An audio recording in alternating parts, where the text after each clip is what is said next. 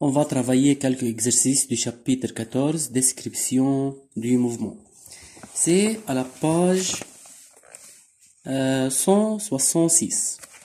Numéro 6. Voilà, la vitesse d'une voiture augmente de 80 km par heure à 100 km par heure en 5 secondes. Donc la vitesse initiale est 80 km par heure et la vitesse finale c'est 100 km par heure. Calculer son accélération moyenne pendant ces 5 secondes. On a la vitesse initiale 80 km par heure, la vitesse finale est 100 km par heure. Mais la durée entre les deux états est 5 secondes. Donc il faut exprimer les deux vitesses en mètres par seconde. Pour cela, on divise chaque vitesse par 3,6. Donc V initial sera 22,2 mètres par seconde. V final sera 27,7 mètres par seconde. Maintenant pour l'accélération moyenne. La formule générale ici est A moyenne égale delta V sur delta T. Où delta T est la durée entre V initial et V final qui est 5 secondes. Et delta V c'est V final moins V initial. C'est 27,7 mètres par seconde moins 22,2 mètres par seconde sur 5 secondes. Donc la réponse est 1,1 mètre par seconde carré. N'oublie pas que l'unité dans le système international de l'accélération est mètre par seconde carré. Numéro 7. Un mobile autoporteur abandonné en A0 sans vitesse initiale. Son vitesse initiale, c'est-à-dire la vitesse en A0 qui est V0, est nulle. V0 égale 0. Sur une table à coussin d'air inclinée.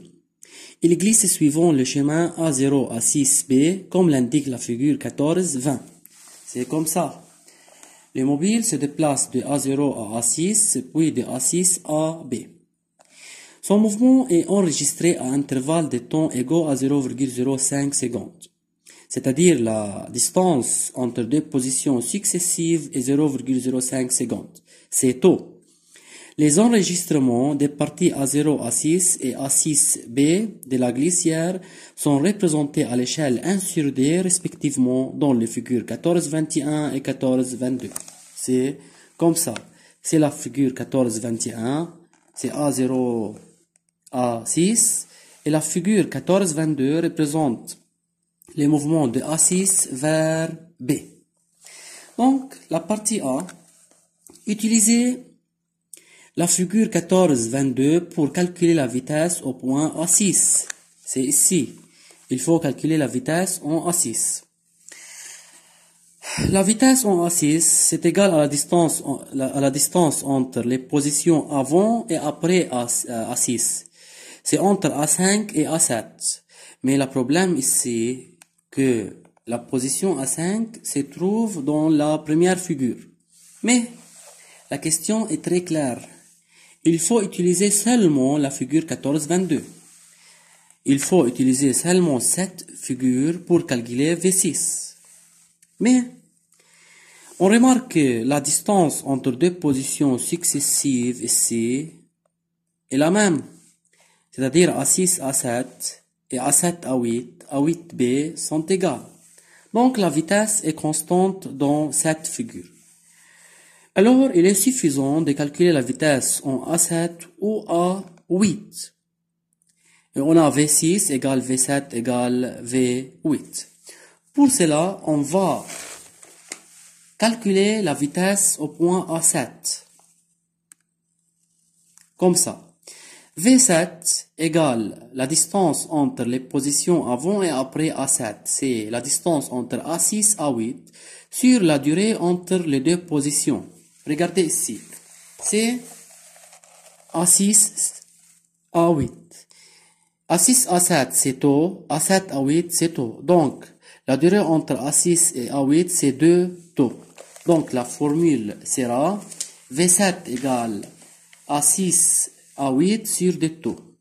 Pour A6, A8, simplement, on mesure la distance entre A6 et A8. Comme ça. C'est à peu près 7,6 cm. Mais n'oublie pas Ici, la distance est 7,6 cm. N'oublie pas que l'échelle utilisée est 1 sur d. Donc, il faut multiplier la réponse par 2, comme ça. Et encore, la distance ici est exprimée en centimètres. Il faut l'exprimer en mètres. Pour cela, on multiplie par 10 à la puissance moins 2. Pour deux taux, on a taux égal 0,05. Donc, 2 fois 0,05. Et V7 maintenant sera 1,52 mètres par seconde. La question est de calculer V6. Mais on a vu que V6 égale V7 égale V8. Donc V6 égale 1,52 mètres par seconde. Partie B. Utilisez la figure 14-21 pour calculer les vitesses au point A1, A2, A3, A4 et A5. C'est-à-dire calculer V1, V2, V3, V4 et V5. Ici on a V1. V1 égale à la distance entre les positions avant et après A1. C'est A0, A2 sur des taux. Car la durée entre A0 et A2 est 2 taux. Encore on mesure A0, A2. C'est comme ça. La distance entre A0, A0, A2. C'est à peu près 1,4 cm.